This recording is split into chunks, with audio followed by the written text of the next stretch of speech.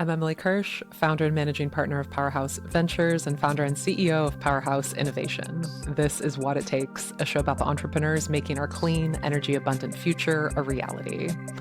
Before we get into this month's episode, I want to thank everyone who joined us for our sold-out annual party New Dawn last month. It was a truly energizing night, and I'm grateful for every conversation and connection that was made. We just released this year's New Dawn video, so if you were there and want to try to spot yourself amongst the 1,000 or so people, please check it out, or if you just want to see what New Dawn is all about. Also, our episode featuring former U.S. Secretary of Energy Jennifer Granholm, which we recorded in front of a live audience on New Dawn Eve, is now live in audio and video format, and Granholm's story is absolutely worth listening to. With that, let's get into this month's show. As load growth pushes the grid to its limits, the energy transition increasingly depends on one technology: storage. Batteries are becoming the backbone of reliable, clean power, and according to a recent UBS analysis, AI-driven data centers are set to trigger a boom cycle for energy storage in the next 5 years. As more clean energy comes online and global energy demand surges, batteries are proving essential to a flexible and resilient grid, but operating them is complex. Unlike wind or solar projects driven by long-term contracts, storage assets must constantly make decisions about when to charge and discharge, how to capture value across multiple markets, and how to stay profitable in an increasingly volatile energy system. Michael Baker, co-founder and CEO of Tyba, is working at the center of this shift.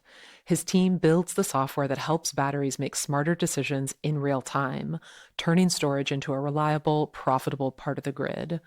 Powerhouse Ventures is fortunate to be an early investor in Tyba, first backing them in their seed round in January of 2023. Our purpose is to increase the economic output of the grid. And by this, I mean enabling more energy to be produced and cheaper so that we as a society can rely more on electricity to meet our energy needs. At Tyba, we unlock this because we build software that helps operate and develop the most valuable and flexible asset type on the grid, which is battery storage. In so doing, we help generators maximize the profitability of storage-backed power plants and also help optimize how storage is used to improve the grid, whether that's paired with generation to alleviate grid congestion and or serve load directly. Getting this right really creates a virtuous circle where we're improving profitability for individual projects, which leads to future projects and a more economically viable power system. Tyba builds the software that makes battery storage operate more intelligently and more profitably.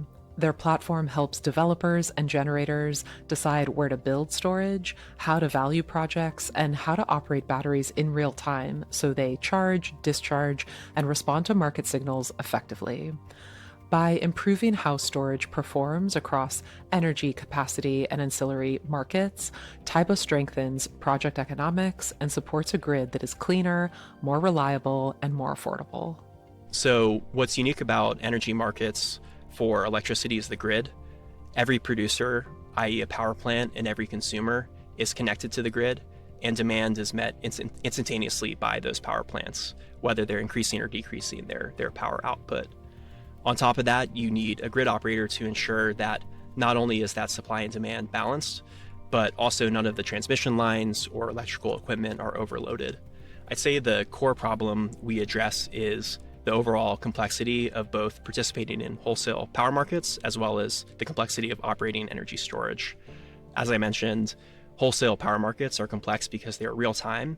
There are a bunch of interrelated products, and the market itself is highly volatile.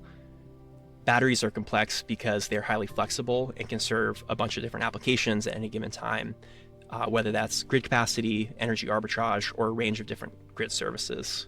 And so that's what our software manages. The way we address that underlying complexity is through two things. One, for operating assets, we've built an autopilot system, and for improving how you operate those assets and figuring out how to develop new energy projects, we've built a data science platform. Electricity is the only commodity that clears in real time, which means grid operators run auctions every few minutes to balance supply and demand and keep transmission lines within safe limits. That structure makes energy markets incredibly complex, and it makes storage, because it can do so many things, particularly challenging to operate. Tyba software brings order to that complexity. Their autopilot system manages real time bidding and dispatch, while their data science platform helps evaluate new projects and refine strategy. Together, these tools help storage owners cut through market volatility and make smarter decisions and deliver more value to the grid. Well, I hope you like charts because that's the bulk of our product. So I think the most exciting mental image of what this could look like is if you think of a trading floor where there are a bunch of people with monitors, monitoring a bunch of different systems. So what you're seeing on our dashboards are price forecasts, operating plans, bid curves, and reports on what the battery's doing. You might also have grid monitors where you're looking at what are the prices in the market, what's the different supply levels, what's demand, and sort of trying to visualize what's happening on the grid at any given time. So our customers are power producers as large as Total Energies and as small as your local solar and storage developer. By the end of the year, we'll be at 5 million in revenue with 2 gigawatts of customer assets under management and a team of 30.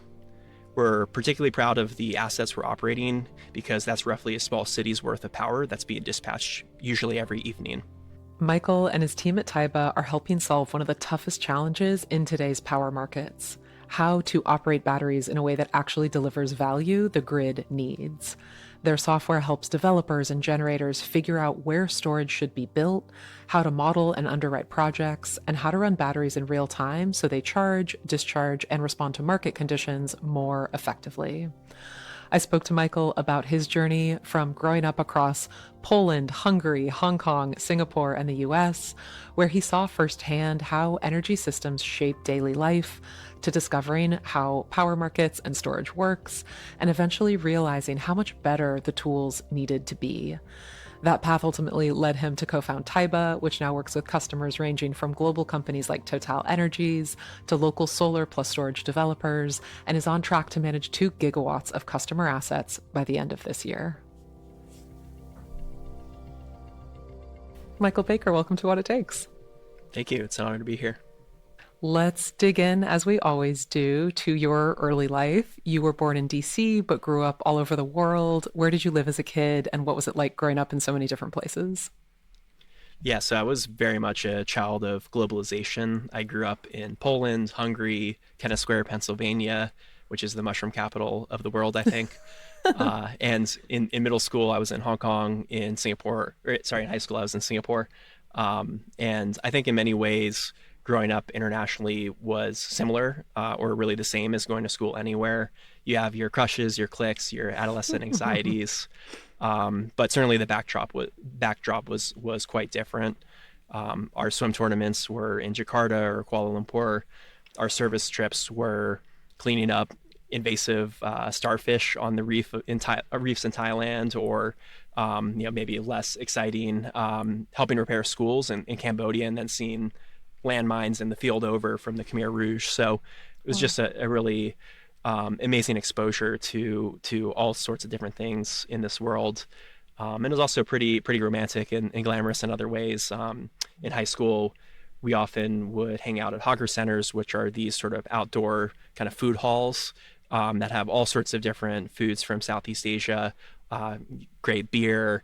It's outside. It's really fun. And of course, was featured in Crazy Rich Asians. And so it sort of felt at times like you were in a movie in many ways. But it was awesome. And I'm really grateful for my upbringing.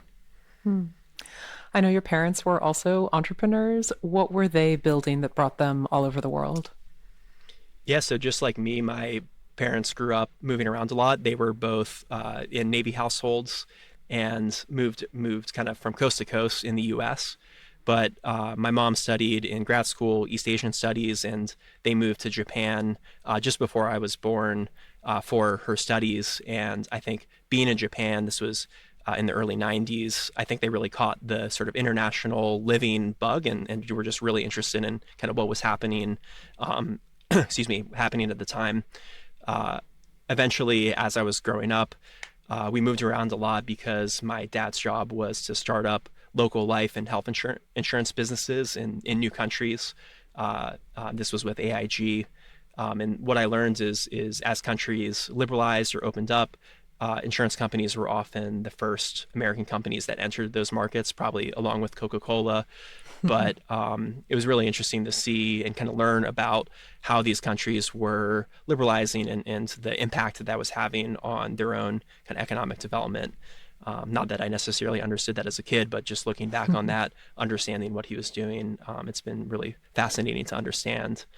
And then towards the end of my time in high school, my dad started a software business kind of similar to Zillow in Singapore, geared around real estate. So that was sort of my first exposure to startups and that lifestyle. And later my mom joined him there and they started the company together.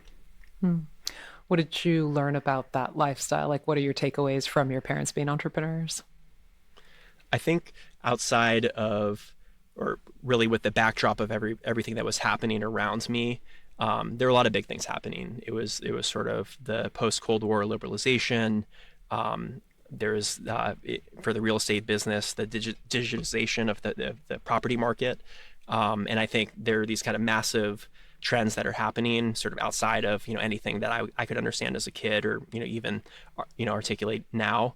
But what I saw in the work that they were doing is that despite that, there's still a ton of agency and a ton of opportunity to really make an impact and be the one that's part of that big picture change. And so I think it sort of broadened my ambition and just made me want to do an exciting thing and kind of be part of these big things that are happening in the world.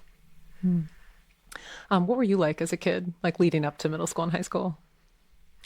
I would say I was very curious. I loved conversation and just hearing what people had to say. As I've described, just being surrounded by such amazing things, I just wanted to learn more. So I think that was sort of the main thing about me. But I also think I'm pretty similar to how I am now. I love cooking. I love music. I love just hosting and kind of spending time talking and understanding, people's experience and whatnot. So I think very similar to how I am now, which maybe is not great, as a kid to be like adult like, but I was always very much resonated with the adults in my life.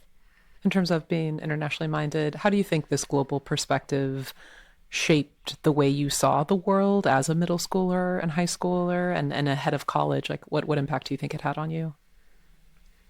Yeah, I think besides just sort of opening up my imagination and my curiosity, I think it made me appreciate how much can change really quickly and the opportunity for progress. I was exposed in sort of my formative middle school and high school years to both China and East Asia as well as Southeast Asia. And I just saw the rapid pace of economic development, as well as some of the kind of disparities and costs of that. So, sort of for a stark example, when I lived in Hong Kong, I developed asthma from the severe air pollution that was kind of present there.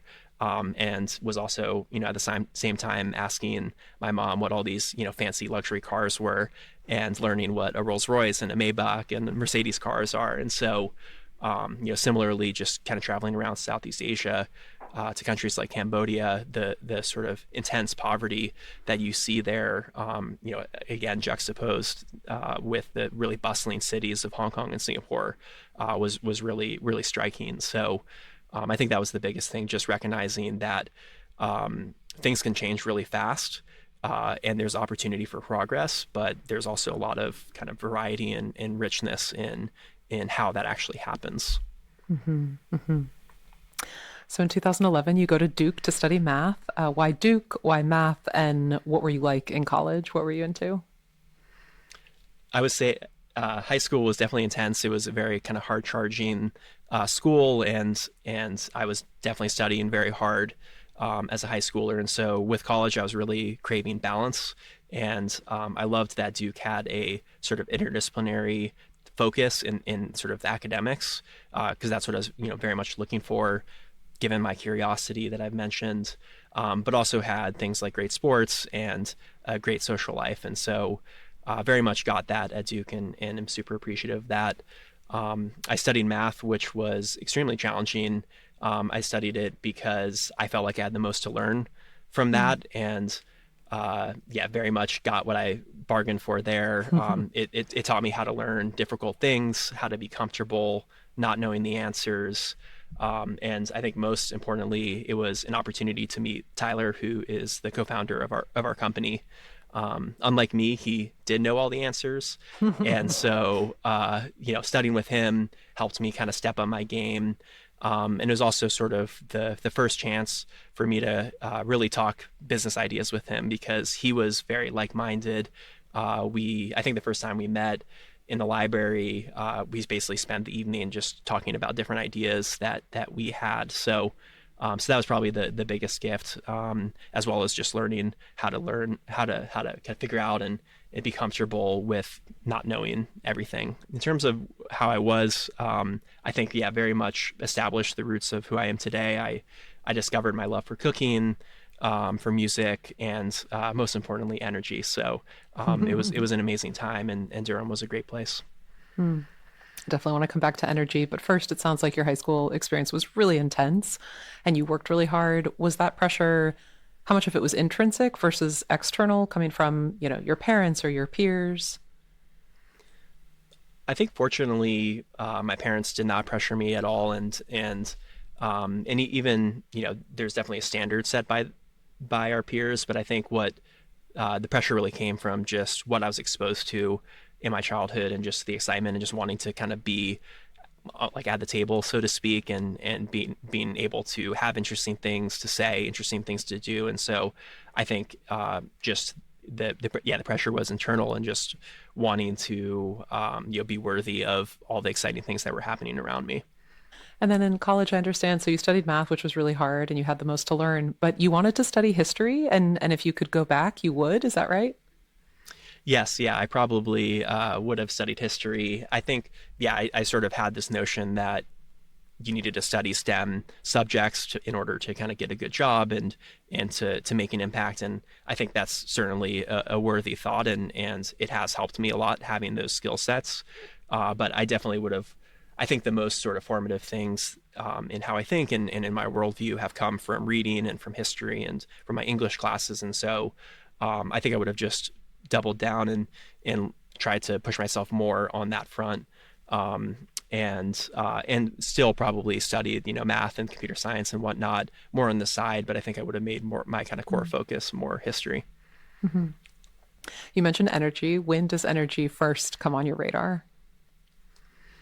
It first came from a summer trip I did through Duke in Beijing, and it sort of unearthed for me some of the things that I talked about my childhood, and sort of helped me sort of kind of get back to what I was really passionate about.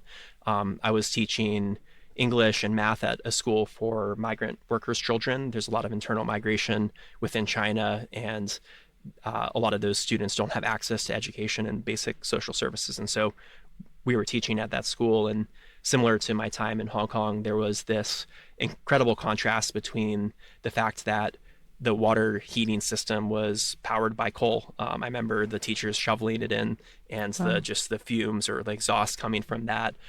So that was pretty striking. But at the same time, we'd get kind of street food and drinks with the teachers after school, and from them, I would hear about environmental protests all over the country, just over the fact that it was oftentimes toxic to live in different places. And then, definitely on the hopeful side as well, just how much kind of state capacity was being devoted towards solar manufacturing and eventually battery manufacturing, and just thinking that this is going to be a very important industry. So that was sort of the first light bulb moment. But what really hooked me was I was able to get an internship at Enernoc, the company that really pioneered the concept of demand response. And that really hooked me on energy. I just kind of similar to what I felt with studying math. I felt there was so much to learn. And still to this day, I'm learning new things every day about energy. And so, yeah, I was just immediately hooked. I learned about capacity and energy markets, how similar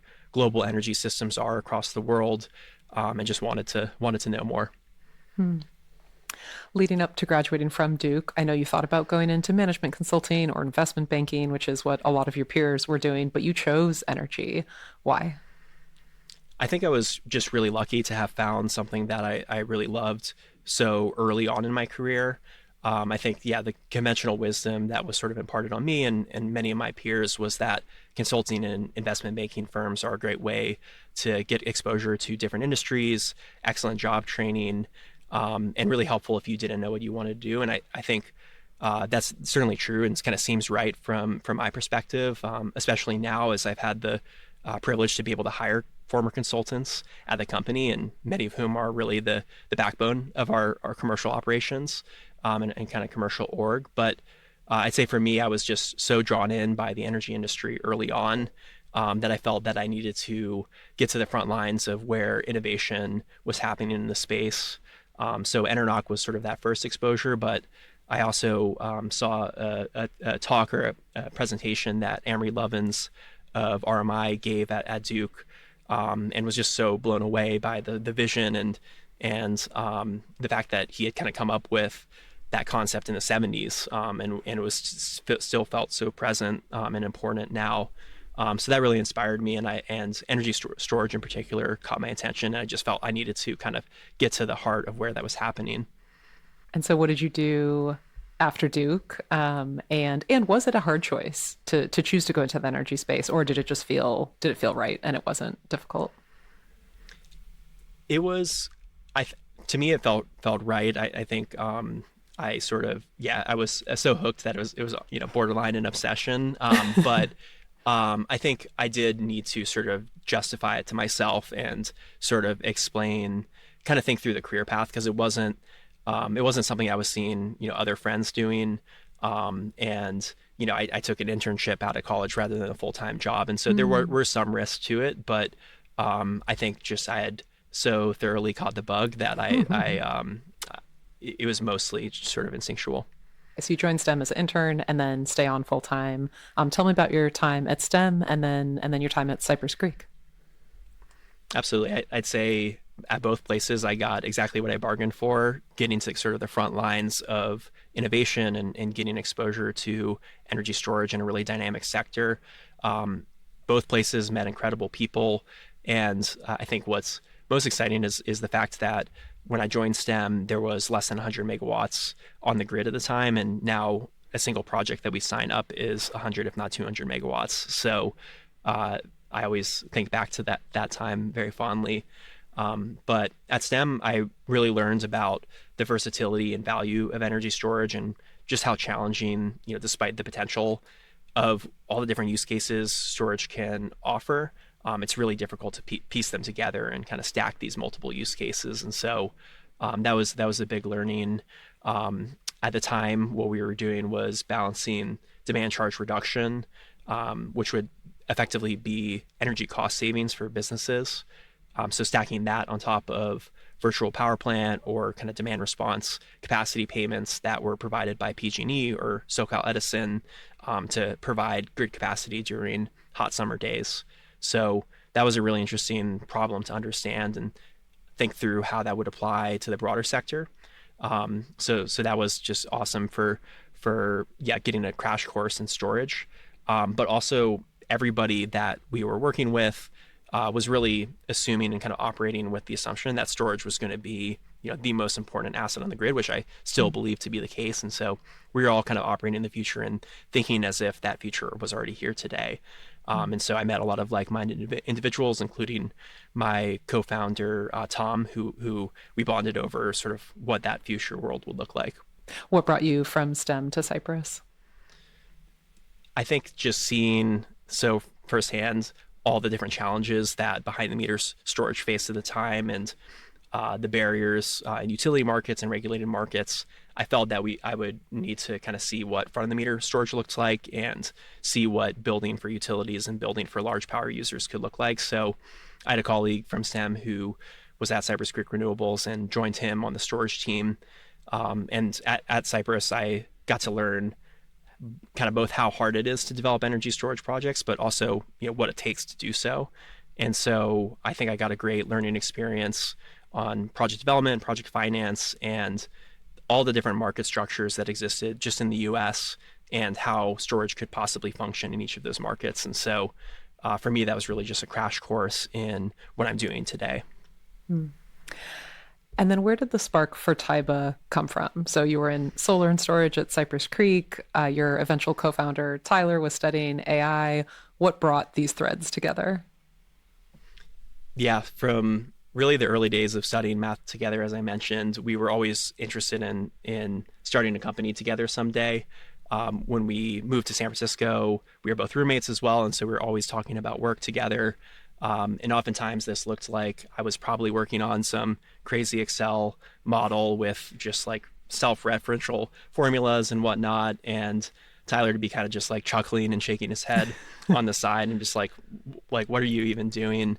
And so oftentimes that would sort of result in him saying like, oh, why don't we just try to automate this in Python, or why don't we do, X, Y, or Z to try to make this like a little bit easier for you.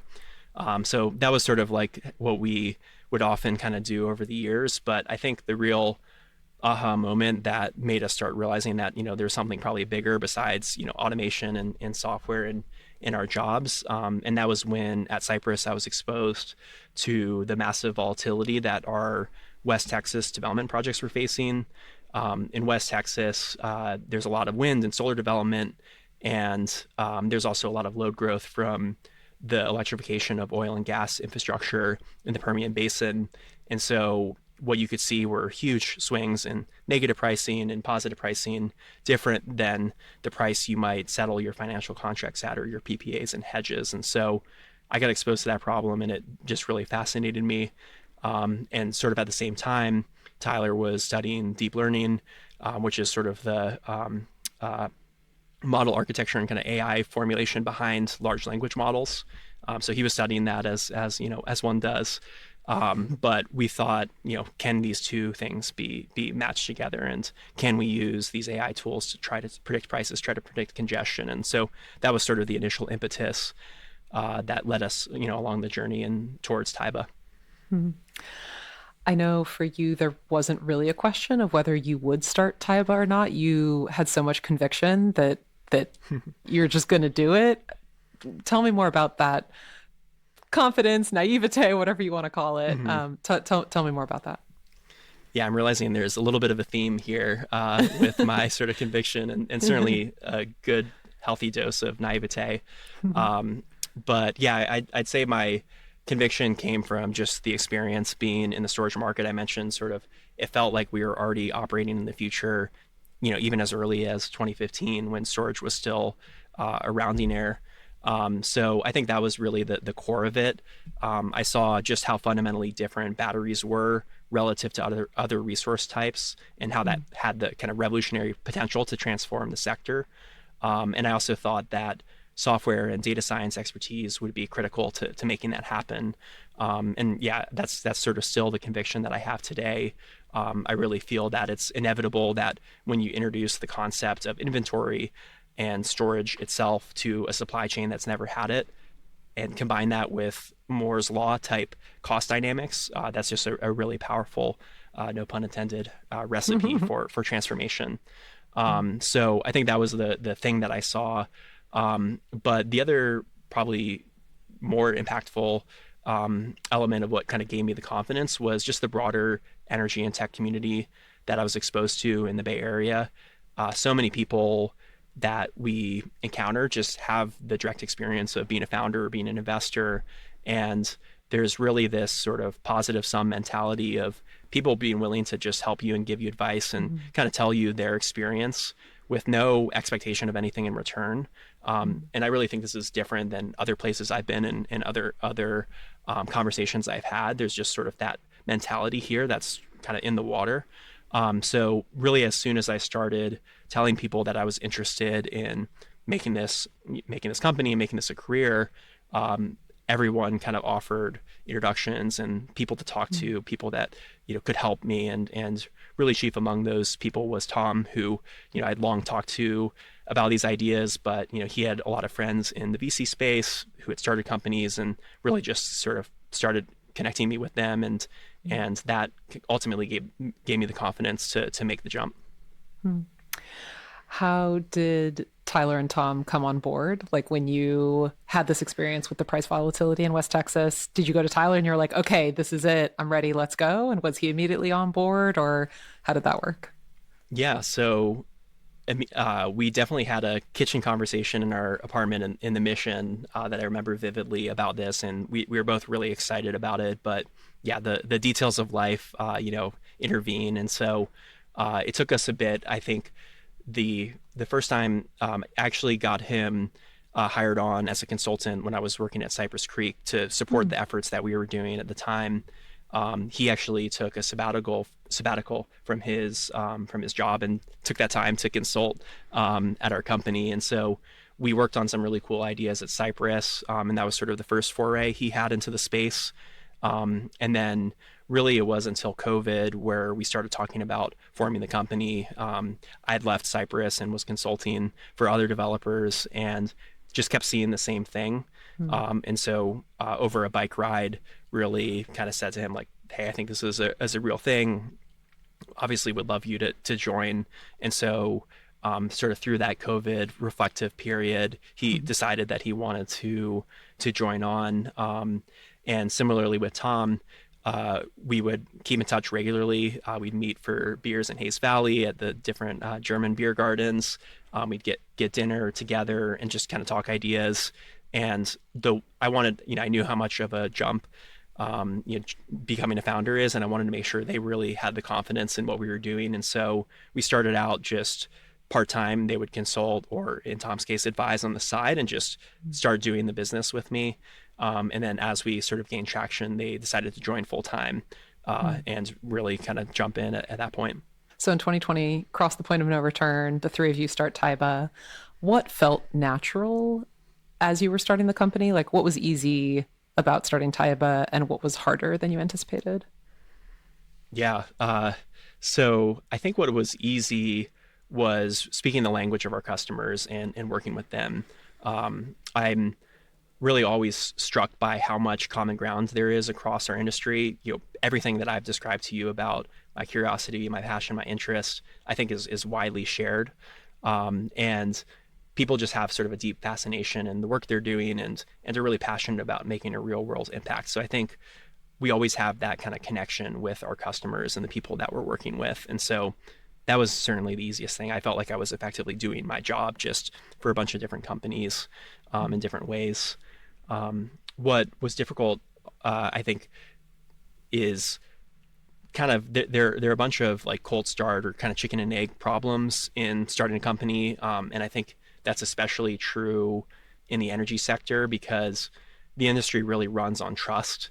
Um, it's it's tough to break through when you don't have a track record, and I think it's if you don't have the experience, it's really experience is really important, and so how do you kind of overcome that?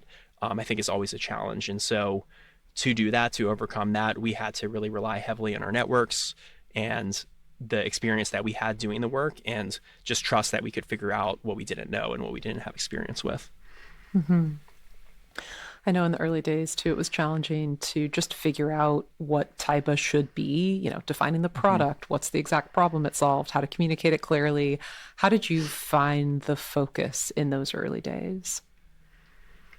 Yeah, I think what was challenging for me is sort of balancing the detail that I really cared a lot about. I had, as I've mentioned, a lot of passion in the work I was doing, and almost like a craftsman like appreciation for the details. And so, how do I kind of zoom out and generalize that and explain what we're doing in simple to understand terms? That was just always something that I sort of struggled to articulate. But I think just really learned how to do that by doing the work and trying to explain the company over and over again to people, whether that's customers, people we were trying to recruit, investors. I think you hone the talking points, the narrative, what you're doing through doing the work and trying to communicate it. And so, frankly, I'm still always trying to improve on that front, but I think the clarity really comes from doing the thing and building the business. Coming up, Michael talks about Tyba's early product development, but first, a word from Powerhouse Innovation. Powerhouse Innovation is a best-in-class consulting firm that partners with leading corporations, investors, and utilities to source and evaluate disruptive startups shaping the future of energy and industry. Powerhouse Innovation is excited to be working with Black & Veatch, a global EPC that is leading the development of human-critical infrastructure in communities around the world. We're supporting their team in maintaining their competitive advantage by surfacing energy and storage solutions for co-located data centers and biogenic and chemical carbon capture and utilization approaches. Our team at Powerhouse Innovation serves as a trusted partner to organizations navigating complex technology landscapes, helping them uncover breakthrough technologies and evaluate their strategic potential. Our current clients include Google, DNV, Rio Tinto, and many more, and recent client work spans from solid-state transformers, AI for new materials discovery, and accelerated interconnection for data centers. To explore how Powerhouse Innovation can support your team's innovation and investment efforts, visit powerhouse-innovation.co to get in touch. And now back to the show. Once you had that clarity, what did product development look like? Like, what did V1 of Tyba look like? I mentioned how important trust is to our industry and how much experience matters. And I think it really should matter because we're managing critical energy systems and you don't want to mess that up. So for us, what we needed to figure out with product development was how to sort of bootstrap experience and bootstrap the learnings you get from that experience. And so that was sort of always the challenge. And we still face that challenge because we're trying to do new things all the time. But what I think, especially upon reflection, what I've observed is that there's so much opportunity in our sector to do things differently and do things in better ways. And like I said, there's so many like-minded individuals who are trying to improve things, trying to do new things. And oftentimes they don't have either the budget or the time in their own jobs, or other people on the team to really help them do that thing. And so what I found is that we could sort of find these like enterprising individuals who wanted to do something but didn't have the ability to necessarily make that happen in their job. And so what we figured out is that we could try to find those people, work with them, and try to help them do the thing that they were trying to accomplish. And so we really relied on these sort of early champions who trusted us and were willing to kind of take a bet on us figuring out the problem that they had.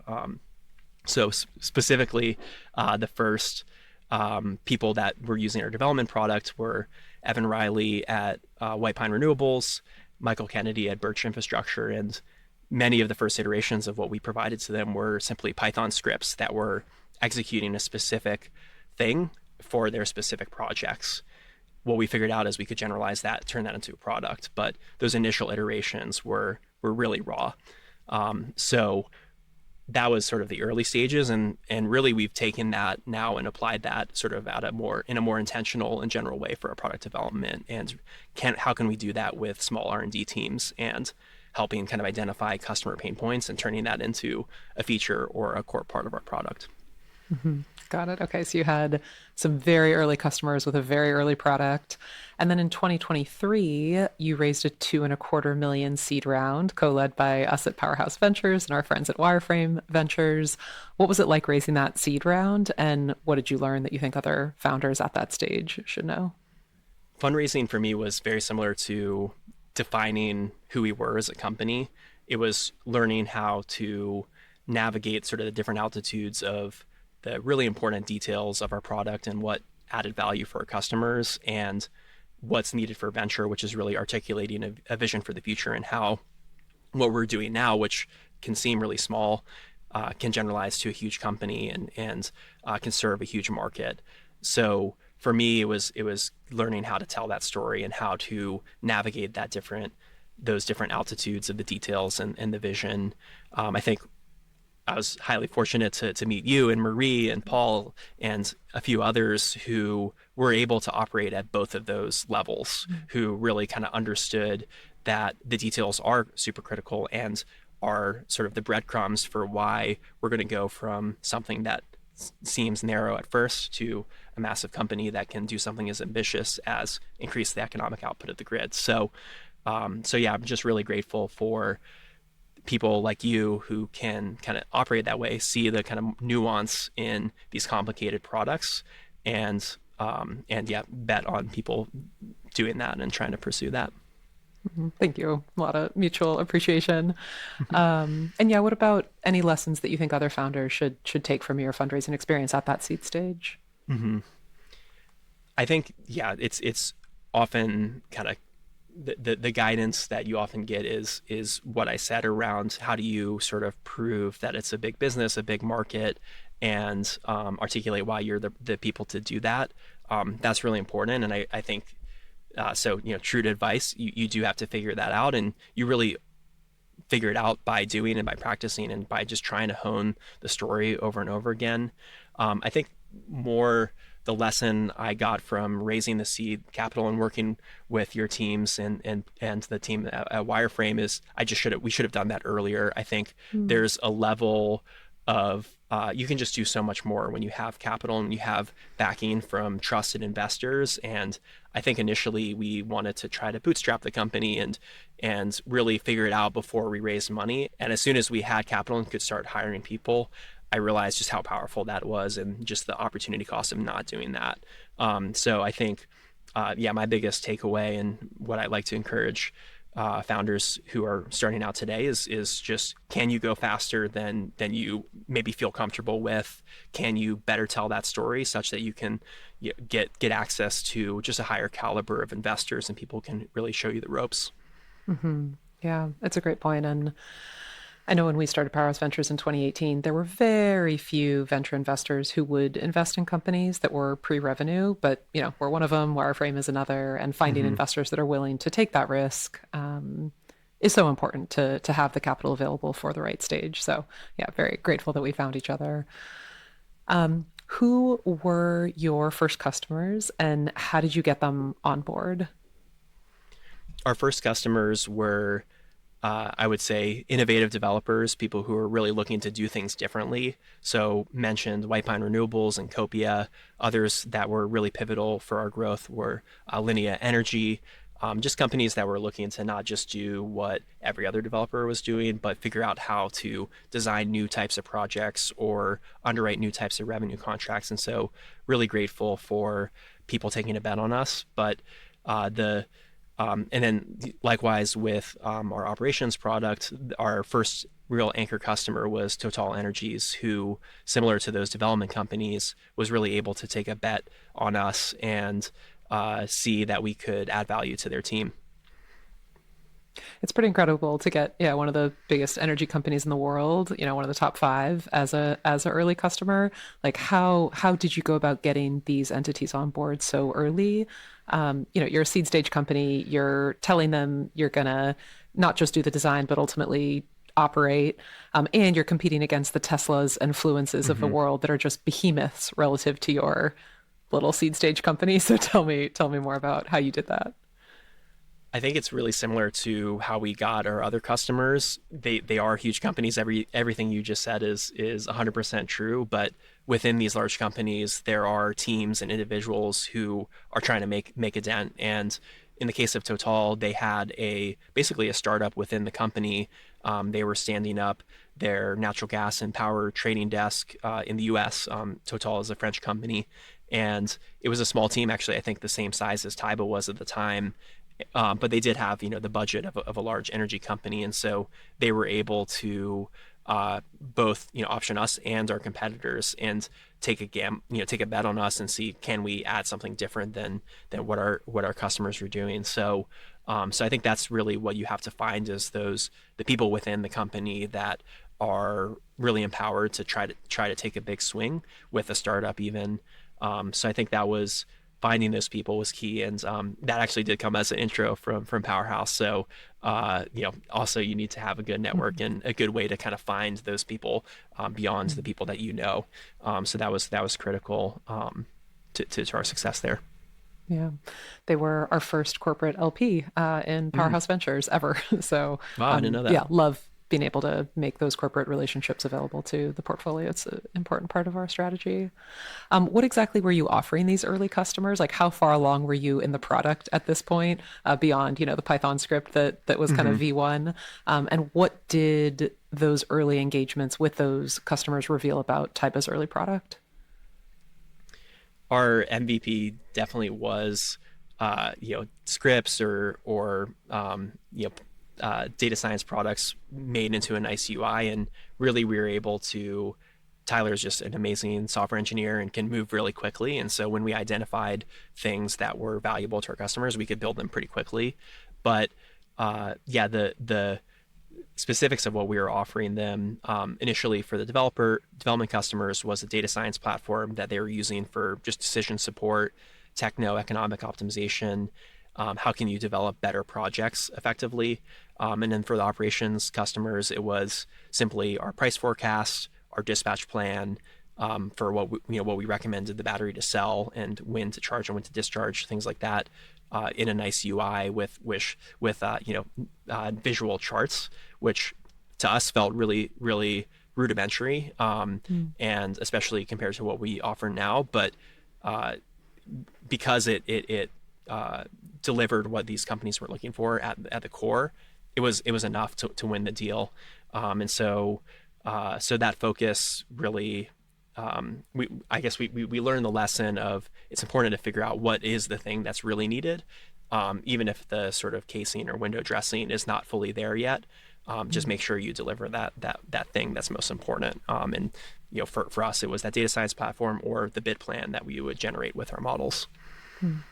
It's a great point, especially in light of, what you were describing when you were still at Cypress, just working in spreadsheets and Tyler laughing at Hmm. you and laughing at that product. And so it's all relative. It's like, sure, your early product might not have been perfect, but it's so much better than what was still industry standard at the time. So yeah, you Yes. just, being better than the norm. So landing Total was a big milestone. Tell me what happened after that, building the team, building the technology, gaining more customers.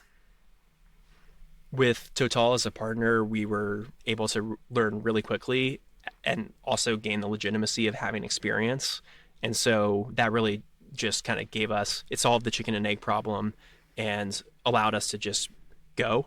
And with that, we were able to start winning more deals, just continue to develop the product, and also apply what we were learning from operations into the development product, because how you operate and how you generate revenues in on the grid in the real world translates to how you invest and develop, because you're ultimately looking for those future revenues. So it was a really virtuous circle of improving the operations product with experience, translating that into the development product, and making sure that we were adding value to sort of the full life cycle of the project development. Hmm. And what about building the team? How did you go about, going from the three of you as founders to starting to scale? I think we're so fortunate to be in the industry that we're in and doing something that is both impactful and drives really meaningful business outcomes for our customers. So what I found is that there is a huge pool of people that are just really eager to join industries like that. And so we've been really fortunate to have a bunch of inbound interest, from different climate jobs sites like Climate Draft, Climate Base. And so we've really relied on that, as well as our investor network and just people recommending us as a company to work with. And really, what I said earlier about wishing that we had taken on investment earlier. I wish we had just been able to grow the team earlier, because the contributions that are the early members of our team and the people that are joining now make, it's sort of a before and after certain people that join the team. And I can just kind of think of all the different inflection points that were really tied to different people joining the team. And so yeah, we really relied on just the passion that people have for this industry, and the talent of the people that are interested in working in the space. Hmm.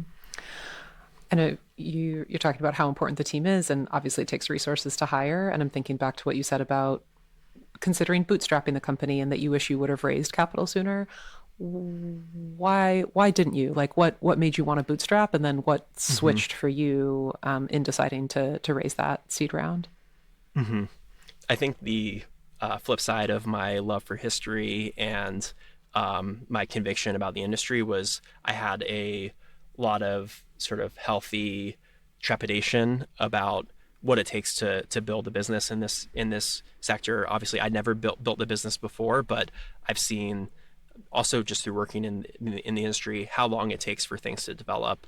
I started in the storage industry in 2015 thinking that storage was going to revolutionize the grid. It took effectively 10 years for storage to take off the way it is today. So I knew that things happen slower than maybe the cycles of venture financing and the need to be growing on a quarterly basis. And so I wanted to find a way to sort of square that circle and sort of manage that challenge. So that was one thing. And then I think just not fully, I maybe on the flip side of what I said earlier around the conviction I had, I had that conviction in the idea, but I think I didn't always have the conviction in myself to be able to grow and build a company so rapidly. I like to sort of dip my toes in, figure it out, and kind of move on to the next thing. And so I think it was a combination of getting confidence in being more ambitious and taking on more risk on the business, as well as personally learning to step outside my comfort zone. Do you know what ultimately enabled you to do that, to be willing to take the risk and be outside your comfort zone? I think just making the leap and figuring it out in many ways, and also relying on the people around me, whether that's investors, whether it's Tom and Tyler and our team. I feel a lot of responsibility for our team and just making sure that we're putting our best foot forward and just building the business as effectively as possible for them, for the risks that they took as early employees. So I think really it's just kind of like buckling down and trying to improve, even if it is uncomfortable. It's one of the things that I have enjoyed most about working with you and getting to know you, and something that reflects the archetype of founder that we love investing in most, but that is not necessarily the norm in the venture capital world or, the Silicon Valley vision of what a founder should be. And I think everything you're speaking to just reflects your, humbleness and this desire to underpromise and overdeliver, which is not necessarily the norm. And one of the things I love about the show is featuring founders who don't fit that stereotypical mold of this, gregarious, overconfident founder. And people think they have to be that to start a company. And I just love highlighting examples like yours of being uncertain and not being sure if you could do it and not wanting to disappoint investors and just being so intentional. And ultimately that is what has made you successful to date. So I appreciate you speaking to those parts of who you are and what was hard about starting the company, but there's nothing like trying to figure out if it's going to work or not. And I had the exact same experience starting Powerhouse. I was like, it probably won't work, but I should try. And so I think it's a good reminder for people to try. So you started Tyba over 5 years ago in 2020. Earlier this year, you raised a 14 million Series A, bringing total funding to just over 18 million. How did the Series A come about? I think the Series A was really similar to the seed in that we found people that were really like-minded and saw the vision or saw the world the same way that we did, as well as really intimately understood the details of what we were building. From what I understand of Energize, John and Tyler, they're started energy businesses and had sort of that healthy appreciation for what it takes to build a business in the space. And they were backed by, legendary, IPP developer Michael Polsky at Invenergy. And so they've done it, but they certainly aren't relying or kind of resting on that experience. They seem to have sort of a relentless research and kind of questioning element to their firm, which I've really appreciated and respected. And that's really the origin of how we first kind of got in contact with them. I think actually probably on the announcement of our fundraise with you and Wireframe, one of their senior associates, Anna, reached out to me to just have a conversation about the business, and they were doing some deep research into energy storage. And just taking that call, it was really clear to me that she understood the sector better than almost anyone who I'd spoken with, and had kind of independently come up with the realization that a company like Tyba needed to exist. So, I thought that was awesome, and we kept in touch. And a few years later, Energize decided, I guess, the time was right to sort of approach us and see if we wanted to raise a round. So yeah, that was just a really fortunate opportunity for us because we found a great partner, and we it came inbound to us, so we could focus more on building the business and working with customers, which is our sweet spot. And so yeah, just really grateful for the team there, and them also just like you and Paul being willing to take a bet on us and how this business could become a huge business. I love it. So yeah, they came to you. You were not raising. How long did the A take? I think from when they reached out to closing, just a few months. There's obviously negotiation and legal stuff, but it was really quick. And yeah, that's getting the supercharge of having an A and that extra capital, that what you can get by having backers of that caliber, adding backers of that caliber, and the order of magnitude additional capital that we had. Those extra months, not having to raise, closing legal documents quickly, are super meaningful. Yeah, as I said, extremely grateful for that sort of short cycle. It's not always going to be like that. Sometimes you do have to slog. We certainly did for before we met you all. But yeah, sometimes it's nice to have one quicker. Totally. And I think it speaks to something else you all do really well, which is let the work speak for itself. And if you are beating out your competitors and generating significant revenue and have a great reputation in the industry, then you don't have to spend a lot of time fundraising because capital will come to you. So I think it speaks to that well, too. I think there's a lot of founder obsession with, the amount you raise and the valuation. And I think the best founders, certainly those in our portfolio, tend to not care about those things. You need enough capital to operate effectively and stay ahead of competition, but staying grounded in revenue being the metric and not dollars raised or valuation, because none of that is real until you exit, and exits are based on revenue. So I think you all are a great example of that. What have been the single best and worst days at Tyba?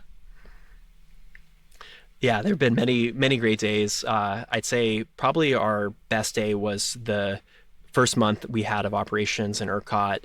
We successfully predicted and discharged into what I think is still the largest price peak in the real-time market in Texas over the last 12 months.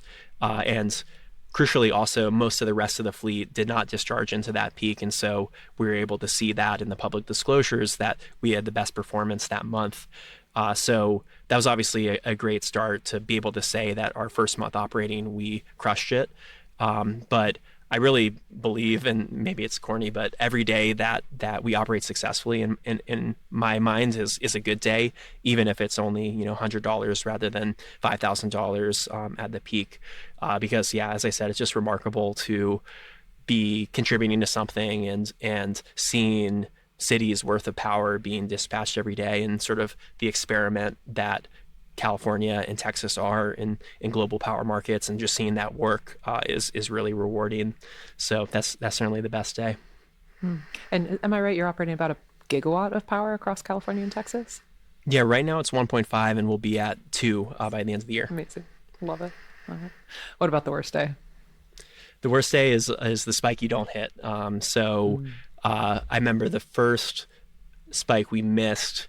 The peak was in the morning. We had discharged over the evening, and we're anticipating just being able to charge back during the day, during solar hours, when usually there are very low, if not negative, prices on the grid. So that one sucked, and I think we want to hit every one. But there was certainly a valuable lesson in that one. I think things that are now obvious to us, we learned in that moment, which is that it's always better to have state of charge than not. Prices can go a lot higher than they can go down, and it's just really not worth penny pinching on when you charge, when you could be, in the market for a huge spike like that. So we've incorporated that into our algorithms, into how we bid, and it's really core to our strategies today.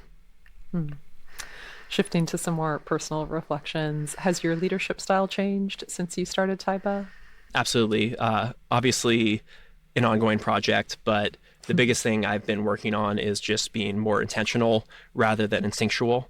I've Mm, definitely been driven by conviction, as we've talked about. But as the company gets bigger and as people have different perspectives and see things differently than you, it's really critical to be able to distill down, why are you doing things? How are you going to approach it? And really have a conversation about what's important. And that doesn't have to come at the cost of, relying on your instincts, relying on your experience. It's just an airing out of it and a mm, discussion. So that's been something I've been really trying to improve as a leader. And I really think that just listening to our team and listening for what they're asking for, we're mm, all trying to do the same thing.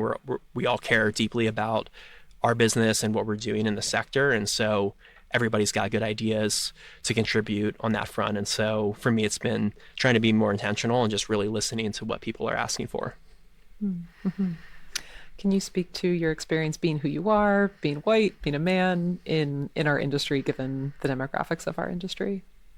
Absolutely. I think the experience of starting this company and being in the energy sector, fundraising, all of these things have really shaped my worldview and really my morality tremendously. I think, Mm, spoke a lot about growing up internationally. And I think what, among many other things, what that made me appreciate early on was just how valuable our world society is and mm, the amazing richness that comes from the diversity of human experiences. And so mm, it's always been something that was just kind of instinctually important to me. But I think doing a hard thing like starting a business, you kind of realize like exactly how different kind of institutional or structural things impact people. And so mm, speaking to, my experience specifically, I've noticed a few things.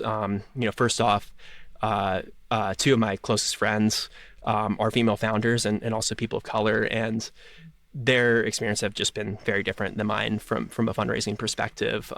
Just little things like, I think as a male, as a founder, you're sort of treated with deference and respect, like you sort of have kind of like, I don't know, some sacred knowledge or something.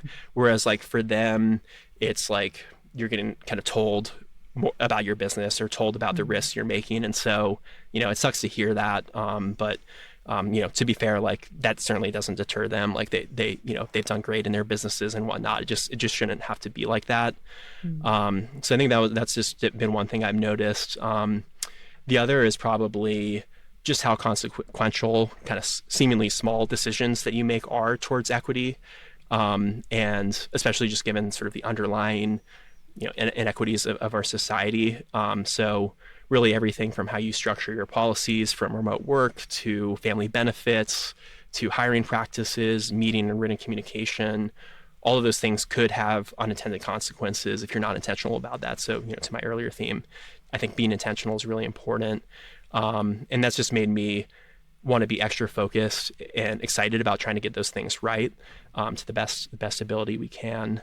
But yeah, I'd say, and maybe the last thing I'll say is just that I'm really hopeful and encouraged by what I'm seeing in the industry now. I think, anecdotally, we've seen a much more diverse group of people interested in working in our industry, and we've mm, certainly benefited tremendously from that at Tyba. And again, kind of goes back to my point earlier around making sure you have funding so you can hire, mm. you can be intentional about how you're hiring and really broaden sort of outside of your network. So yeah, all of those things have been really impactful to me and how I kind of see the world. Mm. And it's so much easier to do these things early when you are still small and, like you said, embedding Hmm. it into policies and structure because it gets so much harder as you get bigger if you haven't done it from the beginning. So appreciate you all being Absolutely. intentional about it from the beginning. You are relatively recently married. What's it like being a founder and CEO and now married person all at the same time? Yeah, well, it's a blessing, and I think there's kind of no scenario in which I could do all those things not at the same time, if that makes sense. I I could not have started Tyba without my wife Kelsey. We Mm, actually met right before I left my job to start the company, and that's certainly not a coincidence. mm, And yeah, while we've kind of joked about this between the two of us, and it's not at all romantic, but When we got married, I learned that, marriage is structured in California as like a joint venture between your finances and everything. So, and yeah, as it's not romantic, it is, I think, like a really fitting acknowledgement of the role that she's played as sort of a silent partner at Tyba, just in all the little and big decisions that I've consulted her on, but also just supporting me as a person. So yeah, just a true blessing. And I think with this job, you're never emotionally off the clock. And so, that inevitably encroaches in your relationships, with your partner, with your friends, with your family. And so I think just like striving to be present, striving to be there for those relationships has made me a better person for sure. And also I think like equipped me emotionally with, running a company and relating to all the people that work at the company and trying to like understand how to, do all the things that, that are thrown your way. Yeah, well said. Our most recent guest on the show ahead of this episode was Secretary Granholm, former governor of Michigan. And she said, to lead a company, in order to lead them, you have to see them. And so I think you're speaking to that well. 100%. Zooming out, if our industry gets energy storage right over the next decade, what does that world look like and what role does Tyba play in it? I think the world looks like batteries everywhere. I like to joke that my bike even has a battery now. So, so I think that's what the world's going to look like if we get energy storage right and the market structures and the technologies behind it. We'll have batteries at all scales of the grid, connected to every source of generation, sited close to load, at your home, at the neighborhood substation, and with the data centers and large solar fields, they'll be everywhere. And I really believe the vast majority of our global energy consumption will come from electricity, and batteries are really critical for delivering that at scale, ensuring that that power is cheap, reliable, and probably most importantly, clean. So I think, batteries will be really instrumental to making that future world happen. And, as convicted as I am about that being the future world, I think a lot of that conviction comes from the fact that that world is already here in many ways, whether that's in Texas or California, Australia, Germany, China. And so we can kind of see in these examples what the world could be. I'm always really excited to see when California hits 100% renewables. California is the fourth largest economy in the world. That's really meaningful. And so I think we're going to see just that applied globally.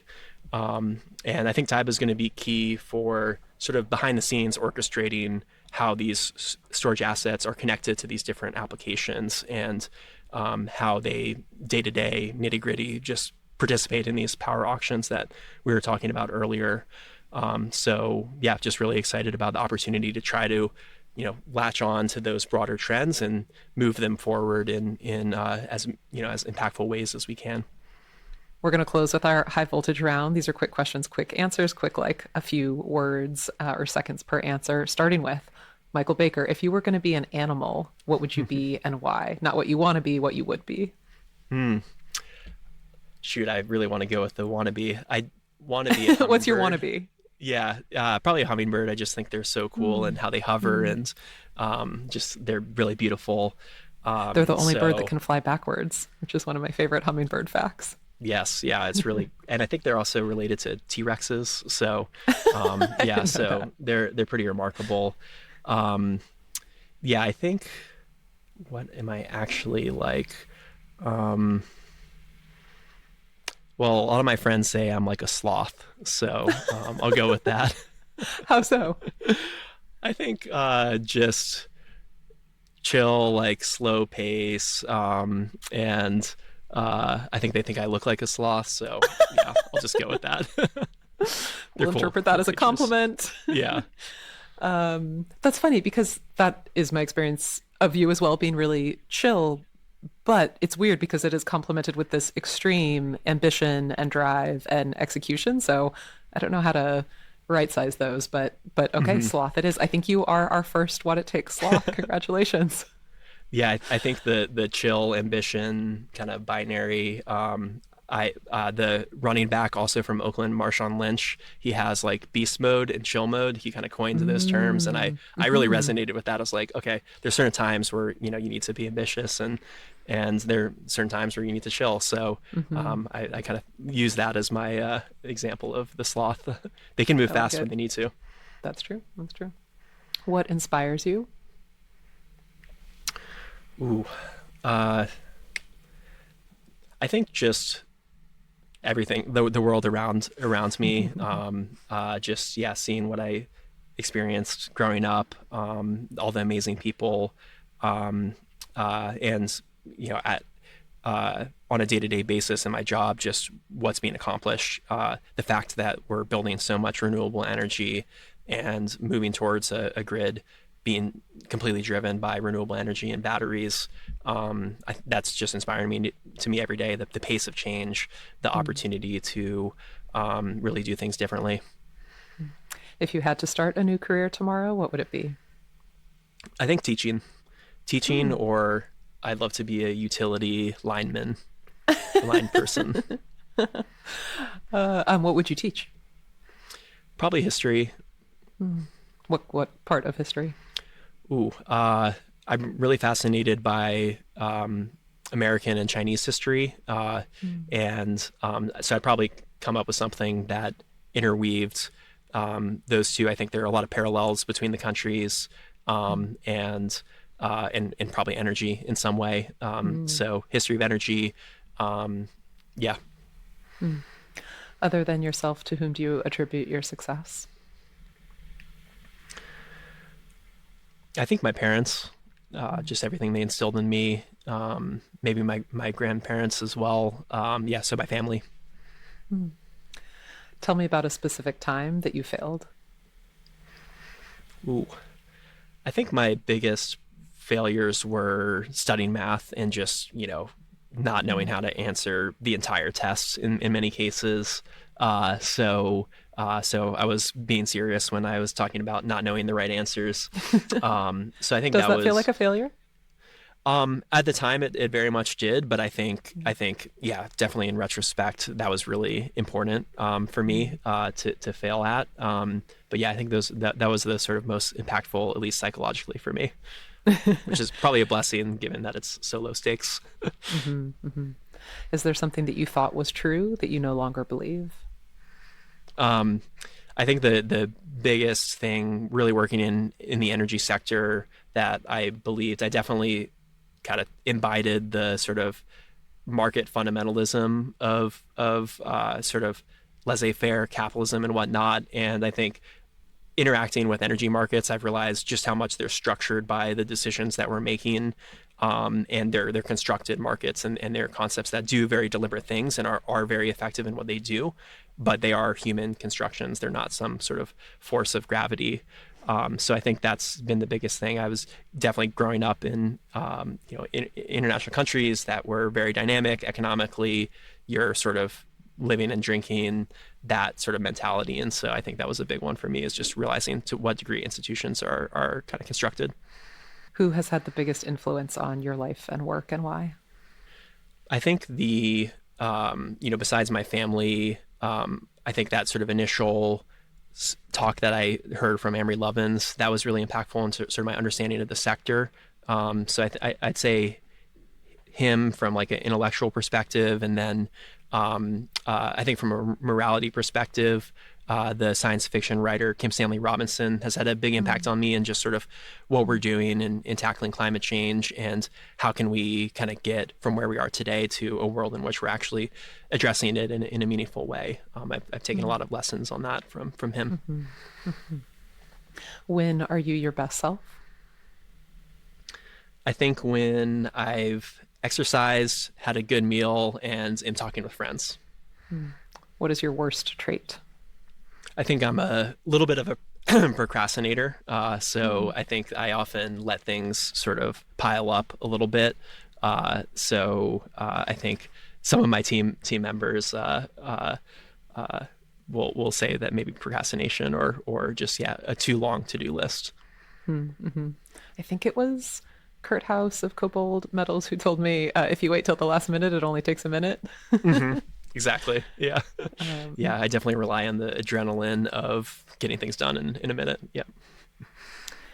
if you could change one thing about the world, what would it be? I think just more people um, sort of having a growth mindset or kind of a positive sum mentality, and realizing that we're just all better together if we're working in the same direction. Mm-hmm. If there was just one person who was going to hear this episode, who would you want it to be? Ooh. I think my cousin who's starting a business and just kind of making that jump. She's building a company for kind of climate adapted workwear. So how do you Hmm. how do you just make sure in extreme heat that you can not have heat stroke. So very inspired by what she's trying to do, and would love to impart the lessons that I've learned to her. Hmm. Your whole family's entrepreneurs. Your parents, your brother, your cousin.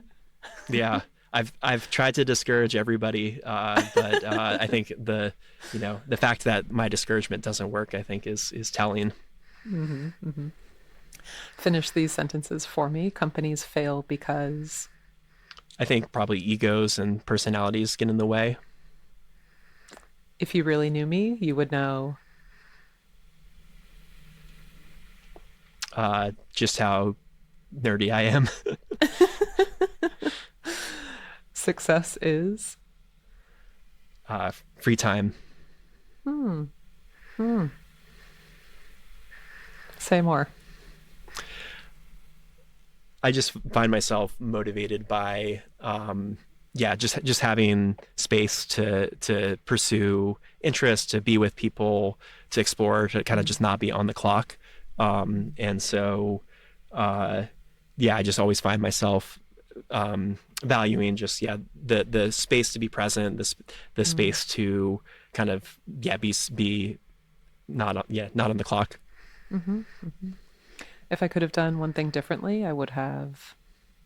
I think just kind of trusted my instincts more, and just been willing to put myself out there more. Mm-hmm. If the world knew me for one thing, it would be. My love for batteries. That is a nerdy answer. I'm most proud of. The people we've been able to hire at Tyba. Hmm. And last question, to build a successful startup, what it takes is. Showing up every day. Wonderful.